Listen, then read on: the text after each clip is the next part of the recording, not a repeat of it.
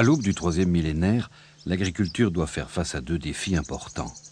Répondre à une demande alimentaire de plus en plus forte et préserver les ressources naturelles. Dans les pays en voie de développement, en zone tropicale humide, l'élevage des animaux s'accroît à un rythme sans précédent. C'est dans ces zones que la pression sur l'environnement augmente le plus fortement. De plus, l'évolution des systèmes de production agricole vers les productions spécifiques très intensives conduit à transformer l'agriculteur en pollueur. Il devient donc plus que nécessaire d'adopter les techniques d'élevage intégré moins préjudiciables pour l'environnement. Ces techniques peuvent être mises en œuvre en Asie, mais également dans certaines régions d'Afrique et d'Amérique latine. Elles pourront y subvenir aux besoins alimentaires de populations de plus en plus importantes.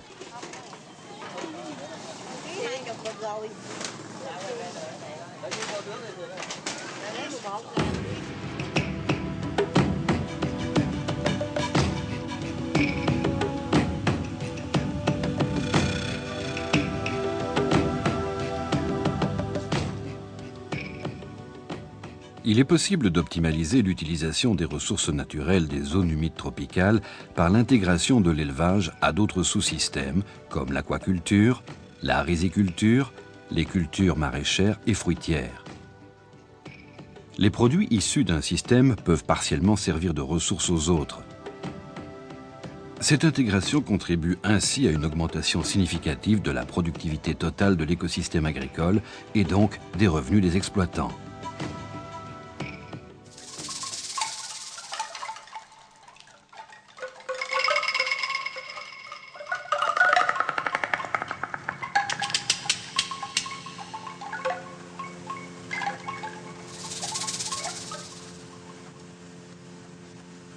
Diverses populations ont inventé des systèmes primitifs de production piscicole, en améliorant simplement la productivité du milieu aquatique.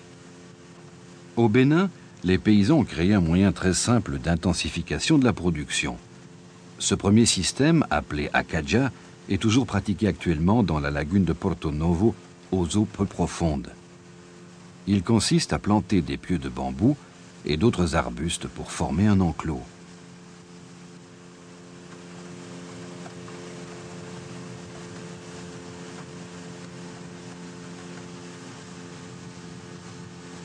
On place à l'intérieur des branchages plantés ou couchés, de 8 à 16 par mètre carré.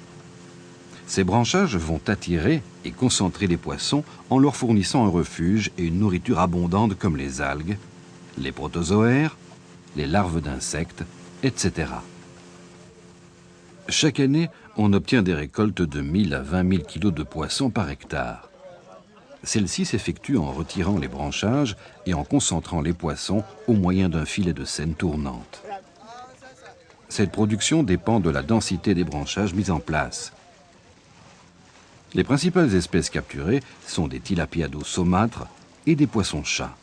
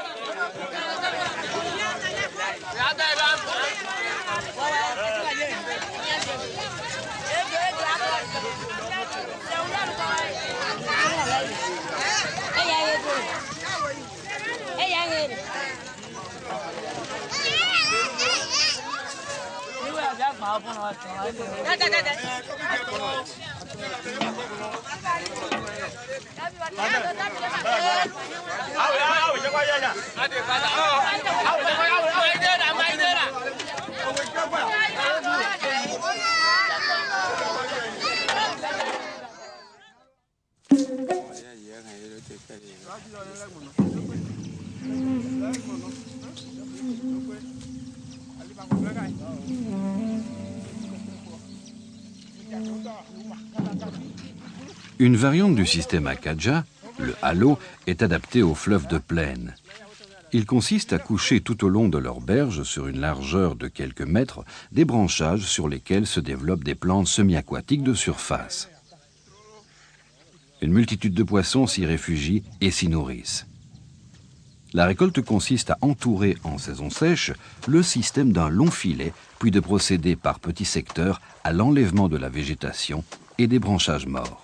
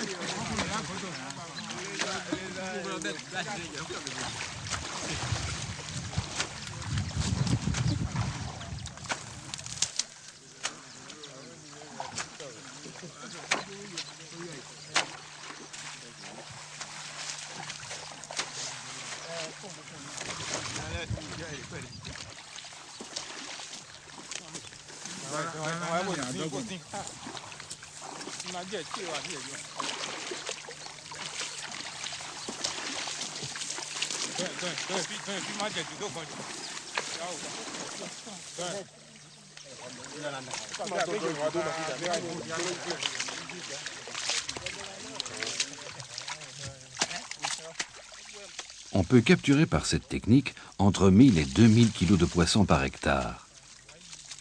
Cette récolte est surtout constituée de tilapia et d'espèces à respiration aérienne accessoire.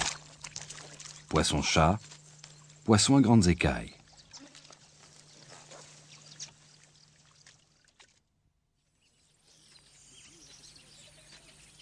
Dans la plaine inondable de l'Ouémé, au Bénin, les paysans ont creusé de longues tranchées d'1,50 m de profondeur sur 4 mètres de large. Ces tranchées, appelées ouédos, sont d'un niveau technologique plus avancé. Elles sont inondées en saison des pluies, mais captent les poissons et retiennent l'eau lors de la décrue et pendant toute la saison sèche. Partie par partie, ces ouédos sont débarrassés de la végétation semi-aquatique envahissante qui sera utilisée comme fertilisant organique sur les digues. Les poissons sont alors récoltés secteur par secteur grâce à des barrières mobiles en fibres végétales.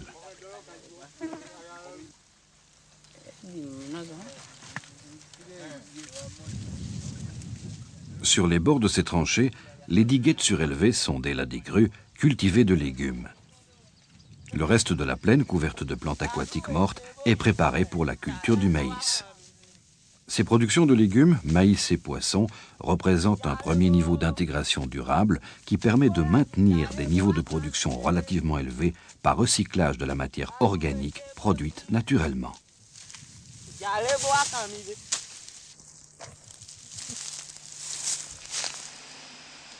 Ce système pourrait encore être intensifié par l'empoisonnement des ouées d'eau avec des alvindages identiques produits en pisciculture tels que les clarias. De plus, un nourrissage régulier des poissons avec des produits locaux tels que la fougère aquatique Azolla, qui se développe naturellement dans la mare, pourrait facilement augmenter la production. Cette stratégie d'intensification de production se développe depuis des siècles en Asie et constitue les systèmes semi-intensifs de pisciculture intégrée.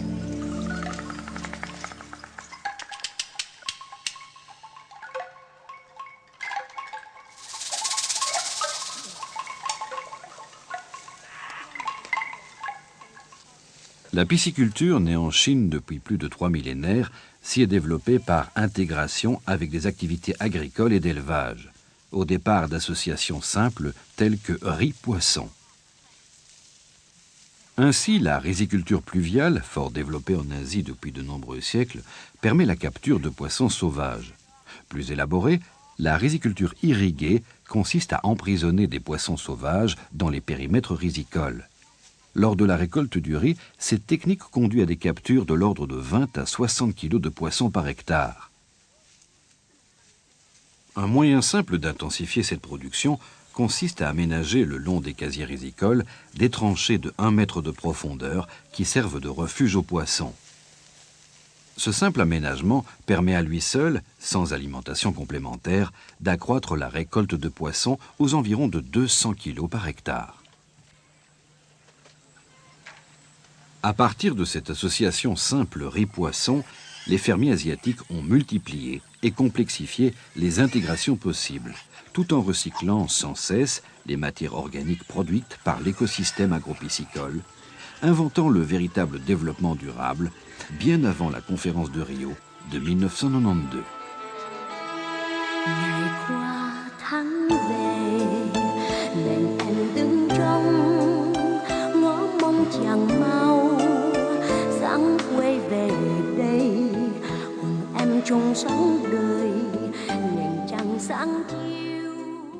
L'intégration agropiscicole conçue par les fermiers du delta du Mékong montre dans ce schéma que la rizière est entourée de tranchées d'1 mètre de profondeur. Poissons et crevettes s'y développent. Des canards nagent en surface. Les digues sont plantées de légumes, choux, haricots, soya, maïs, et d'arbres fruitiers, papayers, bananiers, manguiers, ou de bambou. Les flèches indiqueront l'utilisation des ressources. L'eau fertile s'infiltre dans les digues cultivées. Les vases noirs sont récupérés et déversés sur les digues. Le fumier des animaux sert à fertiliser l'eau. Les poissons et crevettes, en circulant dans la rizière, consomment les mauvaises herbes ainsi que les divers insectes indésirables pour la culture du riz. Cette association riz-poisson peut encore être facilement intensifiée en alimentant directement les poissons avec des sous-produits locaux, comme son de riz, tourteaux de soja. Dans ce cas, la récolte de poissons peut facilement atteindre les 2000 kg par hectare. La production de riz, elle, est augmentée d'environ 10% grâce au fumier de poisson. Quand on sait que les surfaces cultivées en riz irrigué s'élèvent à plus de 100 millions d'hectares, on imagine les quantités de poissons qui pourraient être produites.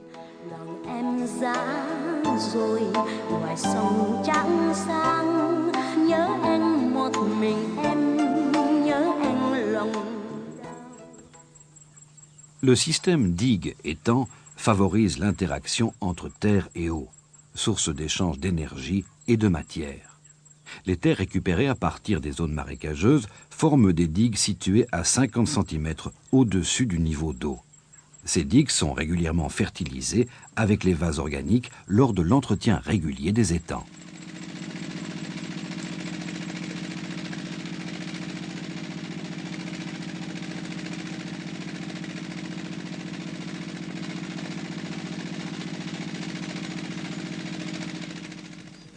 Vu le contact des racines avec l'eau fertile des étangs, les plantes à cycle court, choux, haricots, soja, tomates, maïs, permettent d'obtenir 3 récoltes par an.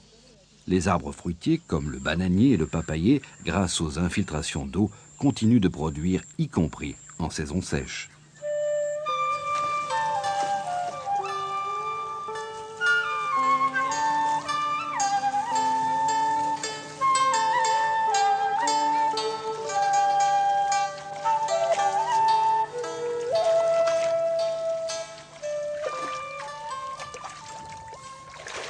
Dans les étangs de grossissement, on mélange différentes espèces à régime alimentaire complémentaire comme en Asie, ou bien on utilise une seule espèce, le tilapia africain, qui grâce à ses capacités omnivores joue presque le même rôle que les différentes espèces asiatiques réunies. Dans certains cas, on associe quelques poissons à plus haute valeur commerciale et à croissance très rapide, tels que les poissons-chats. Les récoltes de poissons sont généralement annuelles et de l'ordre de 2 à 8 000 kg par hectare, selon l'intensité de la fertilisation des étangs et de l'alimentation complémentaire des poissons.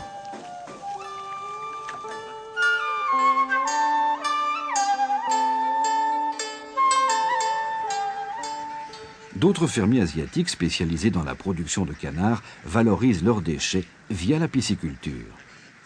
La canardière est généralement construite sur la digue de l'étang où sont alimentés les canards. La population de canards qui peut s'ébattre en liberté sur l'étang est une véritable usine à fertiliser l'eau et à alimenter les poissons.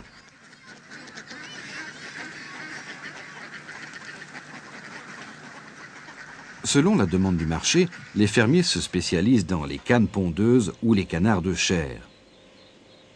Dans ce dernier cas, certains éleveurs produisent essentiellement de jeunes canetons dont l'engraissement est ensuite assuré par d'autres éleveurs au niveau familial ou industriel.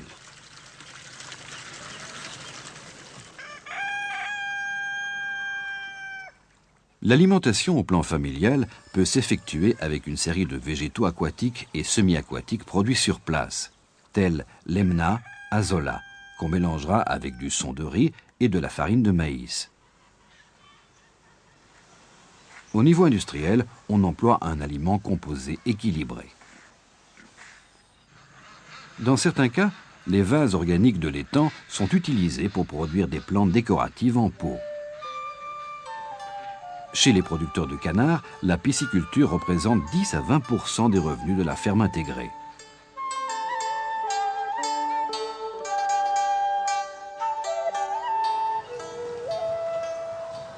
Les producteurs de poulets valorisent également les déchets selon les mêmes principes. Cependant, dans ce cas, la population de poules pondeuses ou de poulets de chair est toujours confinée dans un poulailler. Le poulailler peut être construit sur la digue de l'étang, ou mieux sur pilotis, ce qui conduit tout déchet directement dans l'eau sans aucune perte d'azote et limite toute manipulation supplémentaire.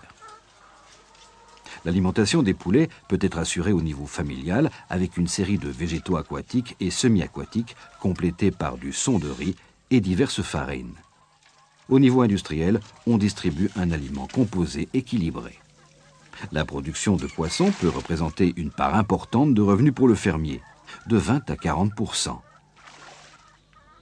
Ce type d'association est en tout cas plus rentable que la simple monoculture du riz, comme le démontre la reconversion de vastes étendues de rizières du sud de la Thaïlande en étang de pisciculture avec grands poulaillers sur pilotis.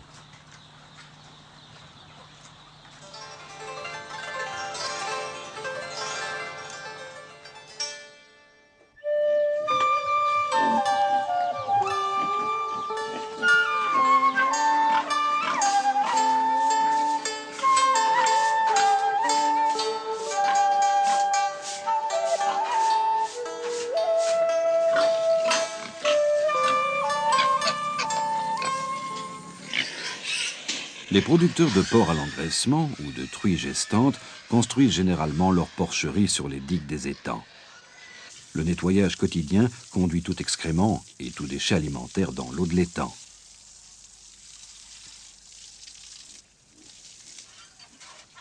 Au plan familial, les porcs sont nourris avec des végétaux terrestres découpés ou des végétaux aquatiques qui sont également complétés avec du son de riz et diverses farines. La productivité piscicole représente ici 20 à 30% des revenus de la ferme intégrée.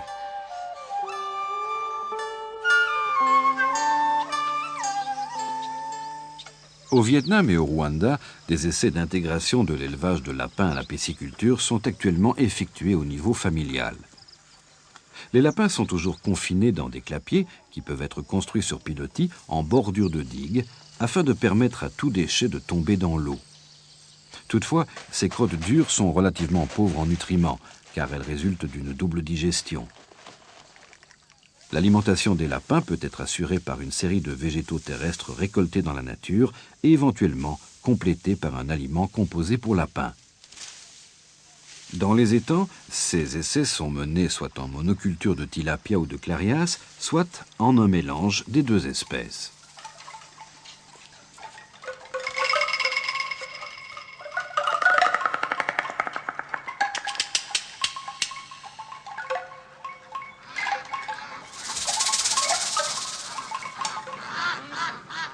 À partir d'associations simples intégrant les productions entre terre et eau, les fermiers écologistes du tiers-monde, obligés de produire des aliments à un coût acceptable pour les faibles revenus des consommateurs, ont diversifié et intensifié leur système de production. Ils ont ainsi inventé diverses associations complexes visant à optimaliser les flux de matière et d'énergie de leurs fermes. Voyons à partir de diverses situations concrètes un exemple de filière de production agro-piscicole recyclée visant à un développement durable. Les déchets d'élevage de volailles, de porcs ou de ruminants peuvent avoir une double destination. Les déchets solides sont récupérés pour le compostage à asticots ou à vers de terre. Ils sont quotidiennement collectés pour l'alimentation des poissons.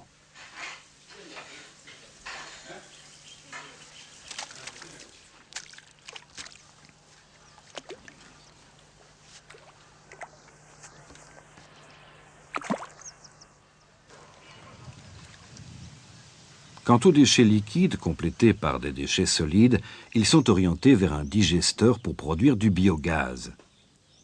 Ces unités de biogaz ont l'avantage de supprimer la plupart des problèmes de santé animale et humaine liés à la contamination des déchets par des micro-organismes. De plus, c'est une source d'énergie domestique. L'effluent du digesteur s'écoule vers l'étang, apportant des eaux riches en nutriments, source de production de plancton végétal et animal consommé par les poissons. Les étangs peuvent également servir à produire des végétaux aquatiques à bonne teneur en protéines, tels que l'Emna azola. Ces végétaux récoltés régulièrement peuvent être utilisés frais ou séchés selon le cas. Mélangés à d'autres sous-produits, son de riz, tourteaux, farines diverses, ils serviront à alimenter les volailles, les porcs et même les poissons, réduisant ainsi les coûts d'alimentation des animaux. Sur le fond de l'étang s'accumule une quantité importante de vases organiques riches en éléments fertilisants, fumier de poisson, qui doit être régulièrement récupéré pour en éviter le comblement et l'intoxication des eaux. Elles servent alors à enrichir les sols des rizières ou des digues pour la culture maraîchère ou fruitière. Les déchets de compostage sont également utilisables à cette fin. Les mauvaises herbes, les déchets de légumes et de fruits sont utilisés pour fertiliser l'eau via un compostage dans l'étang. Le son de riz, les tourteaux d'oléagineux servent à alimenter les animaux d'élevage et les poissons. On peut schématiser la structure du système à 4 niveaux. Le premier niveau concerne l'élevage. Le second, la digestion de la matière organique via le compostage ou le digesteur à biogaz. Le troisième est constitué de l'étang. Et le quatrième, des digues de culture. Les relations fonctionnelles optimalisant les flux de matière de l'écosystème sont symbolisées par les flèches qui indiquent que les déchets de matière organique des élevages vont être digérés soit dans un compost par des asticots ou des vers de terre, soit dans un digesteur pour produire du biogaz pour les besoins ménagers. L'étang va recevoir les eaux fertiles du digesteur qui vont assurer un bon développement des végétaux aquatiques flottants, lemna, azolla, du phyto et zooplancton, source de nourriture pour les poissons, ainsi que les asticots transférés quotidiennement du compost. Puis les eaux fertiles des étangs, ainsi que les vases organiques, vont servir au bon développement des cultures sur digues. Enfin, le cycle fonctionnel entre ces différents niveaux est assuré de façon durable, puisque les déchets de culture et leurs sous-produits sont utilisés pour nourrir partiellement les animaux d'élevage, ainsi que les poissons. Enfin, les bouts du digesteur et le compost affiné par les asticots ou les vers sont transférés au niveau du sol des digues. La boucle est ainsi bouclée, ce qui ne signifie pas que la ferme fonctionne en circuit fermé, mais en tout cas, rien ne s'y perd et tout se recycle, principe de base du développement durable.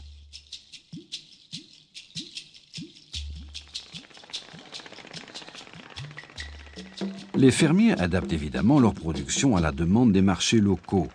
Les types de légumes, de fruits, de plantes décoratives, les espèces de volailles et les espèces de poissons produits varieront au cours du temps en fonction des prix de vente et donc des bénéfices escomptés.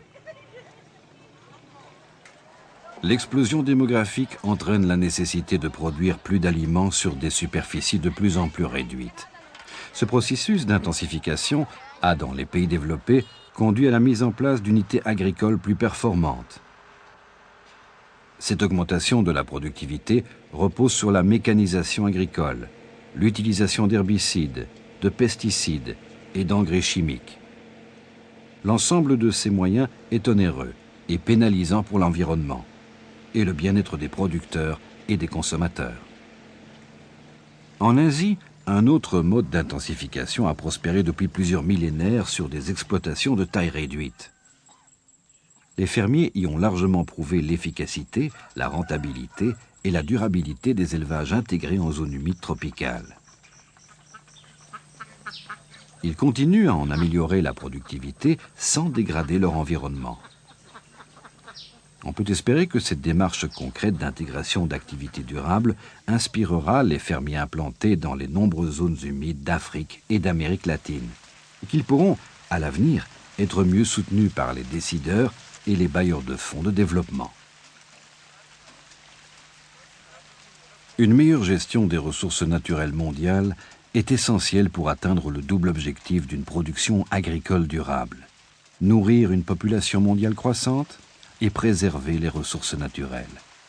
Il y a donc lieu de contrôler l'expansion de l'élevage et de mieux l'intégrer dans des systèmes globaux de production agro-piscicole.